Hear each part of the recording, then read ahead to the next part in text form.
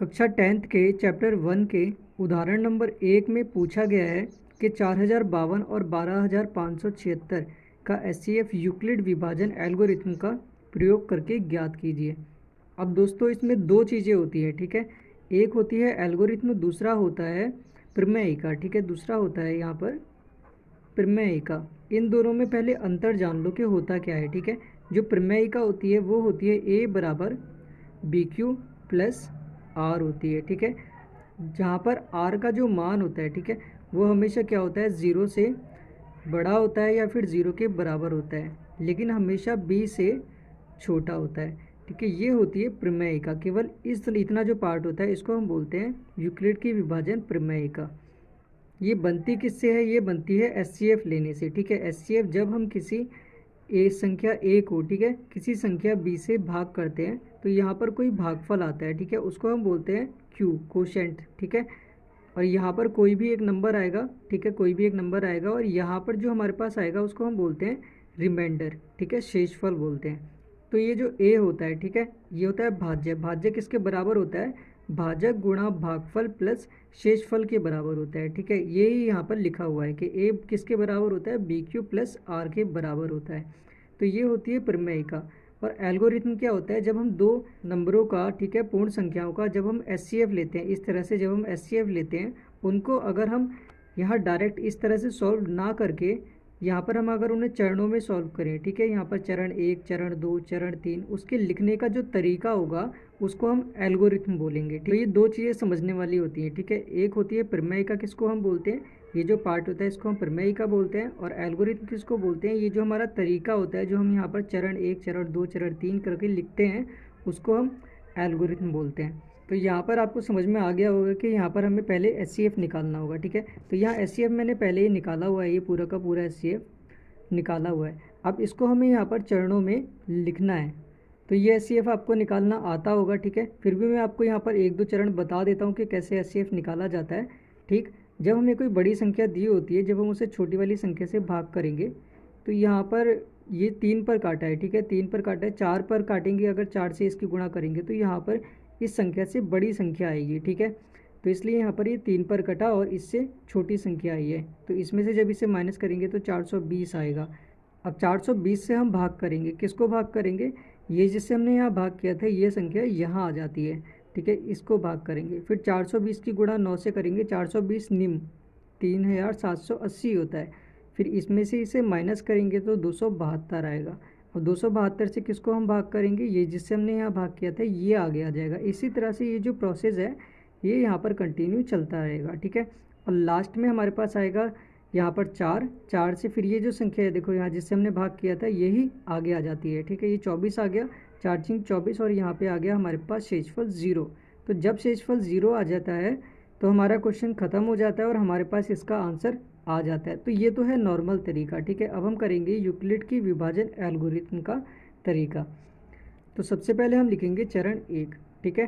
चरण 1 में क्या लिखा जाता है? चरण 1 में लिखा जाता है, सबसे पहले बड़ी संख्या और छोटी संख्या लिखी जाती है। बड़ी कौन सी है? ये वाली है। और छोटी कौन सी है? ये संख्या। तो यहाँ हम लिखेंगे 12576 इज़ ग्रेटर देन 4052। 12576 बड़ा है 4052 से। अब इन दोनों में यूक्लिड की विभाजन प्रमेय का प्रयोग करेंगे, ठीक है। तो यहाँ हम लिखेंगे 12576 और 4052 में यूक्लिड विभाजन प्रमेयिका का प्रयोग करने पर,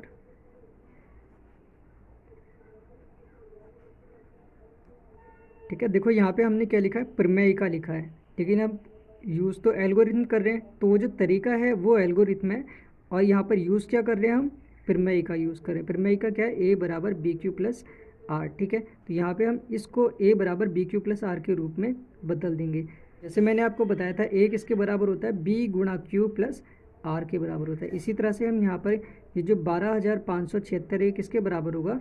4052 गुणा 3 प्लस 420 के बराबर होगा। तो यहाँ हम लिख देंगे 12576 बराबर 4052 52 प्लस सॉरी यहाँ आ जाएगा गुणा 3 प्लस 420 आ जाएगा। ठीक है, अब ये जो है यहाँ पर ये शेषफल है, शेषफल कितना आया है 420 आया है। शेषफल हमारा जब 0 आएगा तो क्वेश्चन ख़त्म होगा, नहीं आया तो हम यहाँ पर चरण 2 लिखेंगे और ये चरण जब तक चलते रहेंगे जब तक हमारा शेषफल 0 नहीं आ जाता है।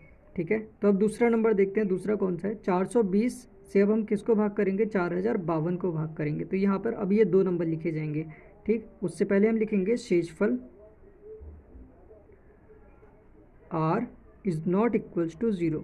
यहाँ पे देखो शेषफल ये 0 नहीं आया है, इसलिए 4052 और 420 में यूक्लिड विभाजन प्रमेय द्वारा। ठीक है, अब यहाँ पे भी हम सेम वही करेंगे जो हमने ऊपर किया था। क्या लिखेंगे, 4052 बराबर होगा किसके, 420 गुणा 9 प्लस 272। ठीक है, 4052 बराबर होगा 420 गुणा 9 प्लस 272 के। ठीक है, ये 272 इसके लिए एक शेषफल है। ठीक है, ये 0 नहीं आया है, तो हम यहाँ पर फिर क्या लिखेंगे, चरण 3 लिखेंगे। ठीक है, चरण 3 में हम लिखेंगे कि शेषफल r is not equals to 0। शेषफल जो है वो 0 के बराबर नहीं आया है, इसलिए अब 2 नंबर कौन से लेंगे हम, 272 और इसके साथ में क्या है 420। तो यहाँ लिखेंगे 420 और 272 में यूक्लिड विभाजन प्रमेय द्वारा। ठीक है, या फिर प्रमेयिका द्वारा। और ये लाइनें आपको बार बार लिखनी पड़ेंगी। ठीक है, बार बार लिखनी पड़ेंगी ये लाइनें आपको, जितनी बार स्टेप चलेगा उतनी बार आपको ये पूरा लिखना होगा। तो यहाँ पे हमारे पास क्या है, 420 है। 420 किसके बराबर होगा, 272 गुणा 1 प्लस 148। ठीक है, तो यहाँ लिखेंगे अब 272, 420 बराबर 272 गुणा 1 प्लस 148। ठीक है, यहाँ पे ये आ गया। फिर ये शेषफल जो है 148, ये भी हमारा 0 नहीं आया, तो फिर से हम इस प्रोसेस को चलाएंगे। ठीक है, हम यहाँ लिखेंगे चरण 4 में फिर वही चीज़ लिखेंगे, शेषफल r is not equals to 0। शेषफल जो है वो 0 के बराबर नहीं है, इसलिए अब यहाँ पे हमारे पास कौन कौन से 2 नंबर हैं, एक तो 148 है। ठीक है, 148 और 272। ठीक है, तो हम यहाँ लिखेंगे 272 और 148 में यूक्लिड विभाजन प्रमेय का प्रयोग करने पर। ठीक है, ये लाइन आप यहाँ पर लिख देना। ठीक, उसके बाद हम यहाँ पर देखते हैं क्या आएगा, 272 बराबर 148 गुणा 1 प्लस 124। ठीक है, 272 बराबर 148 गुणा 1 प्लस 124 आया। फिर यहाँ पे शेषफल अभी 0 नहीं आया है, फिर हम यहाँ लिखेंगे चरण 5। ठीक है, चरण 5 लिखेंगे, शेषफल r is not equals to 0। 0 के बराबर नहीं है, इसलिए अब 124 के साथ में देखते हैं क्या है, 124 के साथ में 148। तो यहाँ लिखेंगे 148 और 124 में यूक्लिड विभाजन प्रमेय का प्रयोग करने पर। ठीक है, ये हो गया। अब यहाँ पे हमने किस में करना है, 148 और 124 में। ठीक है, तो यहाँ पर है, तो 148 किसके बराबर होगा, 124 गुणा 1 प्लस 24 के। तो यहाँ आ जाएगा 148 बराबर 124 गुणा 1 प्लस 24 आ जाएगा। ठीक, अब भी हमारा ये 0 नहीं आया, फिर हम यहाँ पर एक चरण और बढ़ाएंगे, चरण 6। ठीक है, फिर यहाँ पर वही लाइन लिखेंगे, शेषफल r is not equals to 0। Therefore अब 24 से हम किसको भाग करेंगे, देखो 24 से हम भाग करेंगे 124 को। ठीक है, ये नंबर आगे आ जाता है, तो 124 और 24 में। ठीक है, तो यहाँ लिखेंगे 124 और 24 में यूक्लिड विभाजन प्रमेय का प्रयोग करने पर यहाँ पर वो लाइन आ जाएगी। ठीक, तो यहाँ पे क्या हो जाएगा, 124 बराबर 24 गुणा 5 प्लस 4 आ जाएगा। ठीक है, 124 बराबर 24 गुणा 5 प्लस 4 आ जाएगा। फिर हमारा अभी ये 0 नहीं आया तो एक स्टेप और बढ़ाएंगे, ठीक है। ये स्टेप जब तक चलते रहते हैं जब तक हमारा 0 नहीं आ जाता है। तो हम यहाँ लिखेंगे शेषफल r is not equals to 0, 0 के बराबर नहीं आया है, इसलिए अब यहाँ पर लास्ट में 2 नंबर बचे हमारे पास, ठीक है, 24 और 4। तो यहाँ हम लिख देते हैं 24 और 4 में यूक्लिड की विभाजन प्रमेय का प्रयोग करने पर, ठीक है। तो यहाँ पर ये 24 किसके बराबर होगा, 4 गुणा 6 प्लस 0 के, ठीक है। तो 24 बराबर 4 गुणा 6 प्लस 0। तो अब यहाँ पर देखो शेषफल जो है वो 0 आ गया। इसका मतलब इसका 8वां चरण हम नहीं लिखेंगे, जहाँ पे शेषफल आ जाएगा वहीं आंसर आ जाएगा। और आंसर कौन सा होता है, जिससे हम लास्ट टाइम पर भाग देते हैं, ठीक है।